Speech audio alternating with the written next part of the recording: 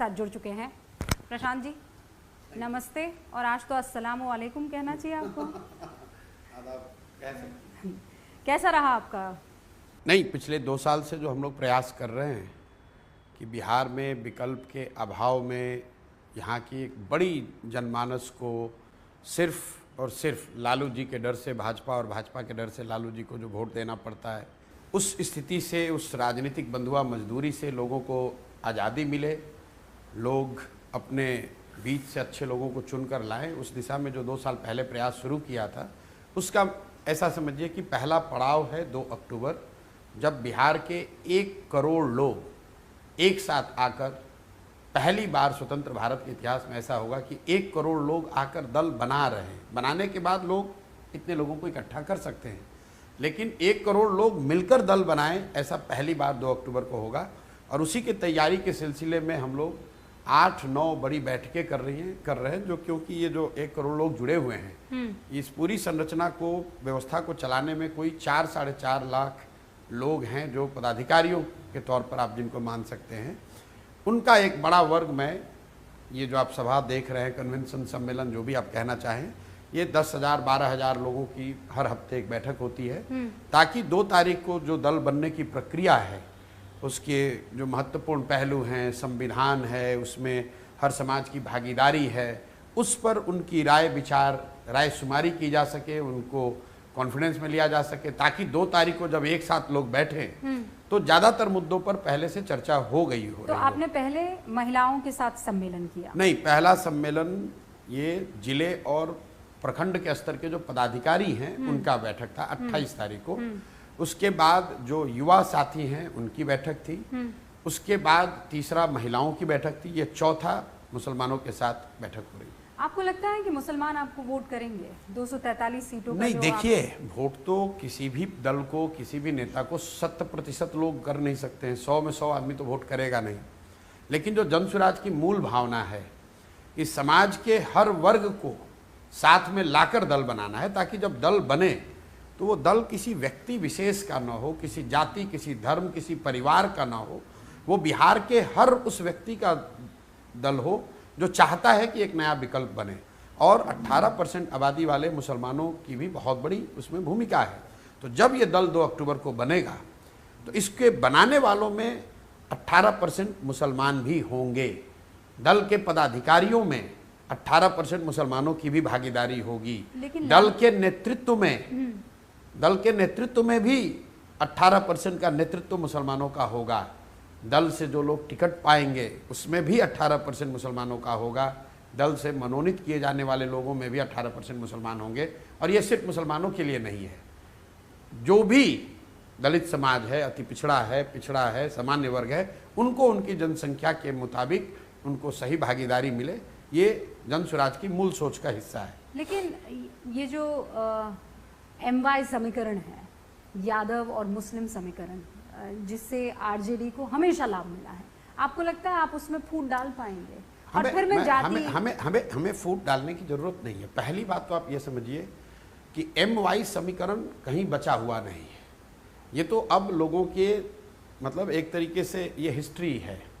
MY समीकरण जब सही मायनों में इफेक्टिव था, तब तो लालू जी को या मुलायम सिंह यादव को यूपी बिहार में बहुत बड़ी सफलता मिलती थी। लालू जी को पिछले, अगर लालू जी के आरजेडी के परफॉर्मेंस को आप देखेंगे तो 2014 में उनके 4 या 5 सांसद जीते थे बिहार में, 2019 में 0 और इस बार 4। तो इतने बड़े राज्य में अगर MY समीकरण काम कर रहा है तो फिर लालू जी की सीटों की संख्या इतनी कम कैसे है? तो फिर जो मुस्लिम समाज है उसमें बहुत बड़ी संख्या में लोग निश्चित तौर पर अभी तक आरजेडी को वोट देते रहे, कहीं इसमें दो मत नहीं है। लेकिन वो वोट आरजेडी का वोट नहीं है, वो वोट भाजपा के डर के खिलाफ है। वो चूंकि सामने से भाजपा होती है, मुसलमानों के पास या समाज के दूसरे कई वर्गों के पास कोई विकल्प नहीं होता है, तो डर के मारे लोग फिर से वही लालू जी को वोट दे देते हैं। यही बात भाजपा के लिए भी लागू होती है। भाजपा को भी जो वोट मिलता है, नीतीश को जो वोट मिलता है बिहार में, उसमें एक बड़ी संख्या ऐसे लोगों की है जो सिर्फ और सिर्फ लालू जी के डर से वोट देता है। अब अगर आप मुसलमानों की स्थिति पर आ जाए तो बिहार में दलितों के बाद सबसे ज़्यादा गरीब, पिछड़ा अगर कोई है तो मुसलमान है। सबसे ज़्यादा बदहाल, सबसे ज़्यादा फटेहाली जहाँ मुझे पिछले 2 वर्षों में दिखी है वो मुसलमानों के बीच में दिखी है। और उनमें सबसे ज़्यादा एक तरीके से आप समझ लें तो घबराहट भी है और चिंता भी है, क्योंकि उनको ये दिख रहा है कि उनको कुछ मिल नहीं रहा है। विकास के नज़रिए से, राजनीतिक भागीदारी के नज़रिए से उनको मिला कुछ नहीं, लेकिन उनके पास कोई विकल्प, कोई रास्ता भी नहीं दिख रहा है। पहली बार जन सुराज के तौर पर उनको ऐसा दिख रहा है कि शायद एक कोई ऐसा विकल्प बन रहा है जिसमें उनकी भी भागीदारी हो, जिसमें सिर्फ वो इसलिए न जुड़े क्योंकि उनको भाजपा से डर लग रहा है, तो वो सिर्फ इसलिए न वोट दें कि उनको भाजपा के खिलाफ वोट देना है, बल्कि इसलिए वोट दें क्योंकि ये अच्छी व्यवस्था बनने जा रही है जिसमें उनके और उनके समाज के, उनके बच्चों की भलाई भी हो सके। आपने बड़ी कड़वी बातें की है, मुसलमानों के बीच में जाकर उनसे कड़वी बातें की है कि मैं तो बोलता ही आप जो है केरोसिन की तरह बस जलते रहे हैं, रोशन आपने किसी और के घर को किया नहीं। ये तो मैं देखिए, मैं इस पूरी यात्रा में सिर्फ मुसलमानों के नज़रिए से कड़वी बात नहीं कह रहा हूँ। मुझे तो जो लोग इंटरव्यू करने आते हैं, किसी ने कहा कि इसको तो आपको लताड़ यात्रा कहनी चाहिए, इसमें तो डांट यात्रा कहनी चाहिए कि आप तो जनता को बैठा के डांट रहे हैं। मैं तो लोगों को बता रहा हूँ कि तुम भाई 500 रुपये में वोट बेचोगे तो तुम्हारा विधायक मुखिया ईमानदार कैसे होगा। मैं लोगों को कह रहा हूँ कि तुम अगर मुर्गा भात खाकर वोट दोगे, तुम अगर दारू पीकर वोट दोगे, तुम जाति के नाम पर दे दोगे, मंदिर मस्जिद के नाम पर वोट दे दोगे, तो तुम्हारे बच्चों के लिए रोजगार पढ़ाई नहीं होगा। और मैं लोगों को ये डांट के ही कह रहा हूँ, बहुत कड़े शब्दों में कह रहा हूँ।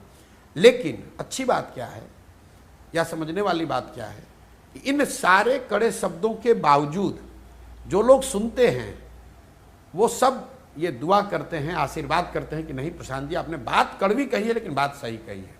मैं ये बात क्यों कह पा रहा हूँ? ये बात मैं इसलिए कह पा रहा हूँ क्योंकि समाज भी ये समझता है कि जो बात मैं कह रहा हूँ ये सही बात है।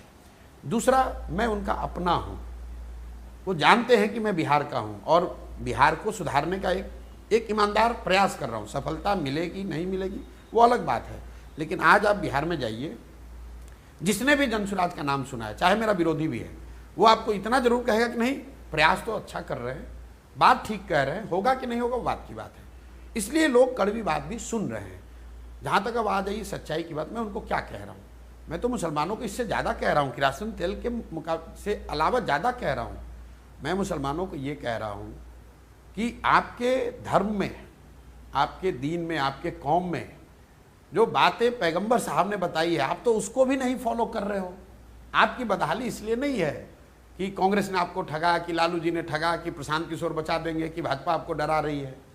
आपकी बदहाली इसलिए है कि आपके यहाँ ये बात पैगंबर साहब ने कही है कि जिस कौम को अपने रहनुमाओं की समझ न हो उसके ऊपर जालिम हुक्मरानों को मुसल्लत कर दिया जाता है। ये हमारे शब्द नहीं है। अब ये चाहे जितना भी कड़वा हो, मैं कह रहा हूँ, लेकिन ये शब्द तो इस्लाम के हैं, ये तो आपके कौम के शब्द हैं।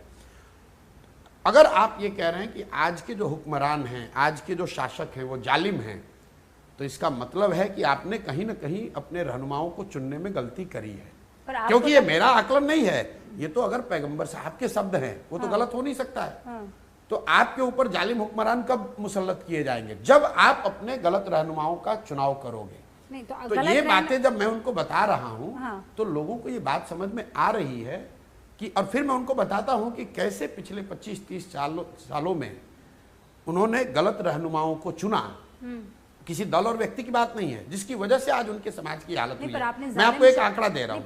नहीं, मैं आपको एक आंकड़ा देना, एक मिनट।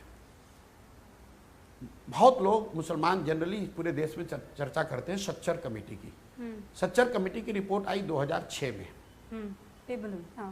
बहुत लोगों का मानना है कि भाई बीजेपी के आने के बाद, भाजपा के आने के बाद मुसलमानों की हालत खराब हुई है, उनका डर बढ़ा है, उनको लगता है कि उनकी भागीदारी, उनकी चिंता करने वाला कोई नहीं है। लेकिन सच्चर कमेटी की जब रिपोर्ट 2006 में आई, उससे पहले तो भाजपा का शासन नहीं था ज़्यादातर समय में देश में।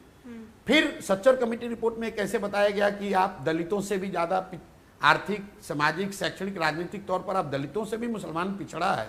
ये कैसे हुआ? इसका मतलब कि जिनको भी आपने रहनुमा बनाया 2006 से पहले, उन्होंने भी आपका भला नहीं किया और गलत रहनुमाओं को उस समय चुना, इसलिए आज आपकी ये हालत है। ये बात मैं उनको बता रहा हूँ। अच्छा, लेकिन जालिम कौन, किसे जालिम कह रहे? लालू प्रसाद यादव जालिम? जो भी आपके नहीं, देखिए प्रधानमंत्री नरेंद्र मोदी, मैं बता रहा हूँ कौन जालिम, मैं बता रहा हूँ कौन। जो भी हुक्मरान हैं, जो भी शासन कर रहे हैं, और अगर आज 2/3 से ज़्यादा लोग 100 रुपये से कम में अपना जीवन बिता रहे हैं।